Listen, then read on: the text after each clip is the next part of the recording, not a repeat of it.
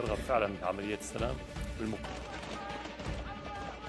Syria में हालात तेजी से बिगड़ रहे हैं। एक बार फिर सीरिया गृह युद्ध की आग में झुलसने को तैयार हो चुका है। सुरक्षा बलों और सत्ता से बेदखल हो चुके राष्ट्रपति बशर अल असद के समर्थकों के बीच खूनी संघर्ष बीते कई दिनों से जारी है। इस हिंसा में 1000 से ज्यादा लोगों की अब तक जान जा चुकी है।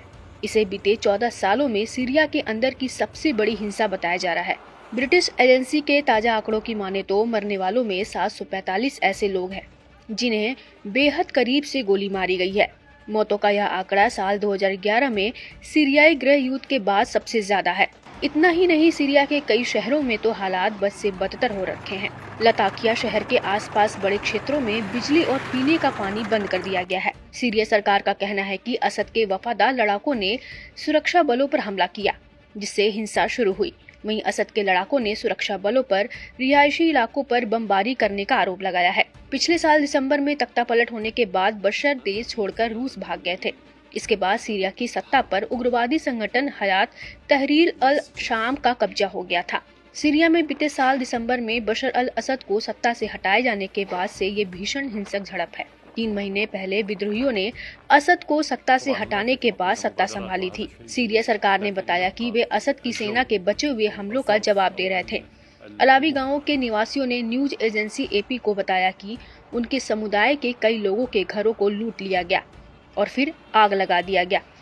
हिंसा के समय मौजूद लोगों ने हिंसा के समय के भयानक और दहलाने वाली घटनाओं के बारे में बताया। उन्होंने कहा कि यहाँ पर महिलाओं को सड़कों पर बिना कपड़ों के घुमाया गया, फिर गोली मारकर उनकी हत्या कर दी गई।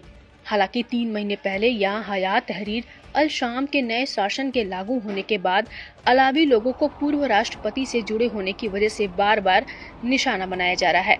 न्यूज एजेंसी के मुताबिक लोगों ने जब अपने घरों और कारों को जलते हुए देखा तो वो वहां से अपनी जान बचाकर भागने को मजबूर हो गए। इनमें से कुछ बच पाए तो वहीं कुछ को सुरक्षा बलों ने मार गिराया। सरकार ने कहा कि वे असद के समर्थकों द्वारा किए गए हमलों के खिलाफ एक्शन ले रहे हैं। उन्होंने बड़े पैमाने पर हुई इस हिंसा के लिए अलग अलग व्यक्तियों द्वारा की गई कार्रवाइयों को जिम्मेदार ठहराया। सीरिया में हालिया झड़पें तब शुरू हुई जब सुरक्षा बलों ने गुरुवार को तटीय शहर जबलेर के पास एक वांछित व्यक्ति को हिरासत में लेने की कोशिश की। इस दौरान असद के वफादारों ने उन पर घात लगाकर हमला कर दिया।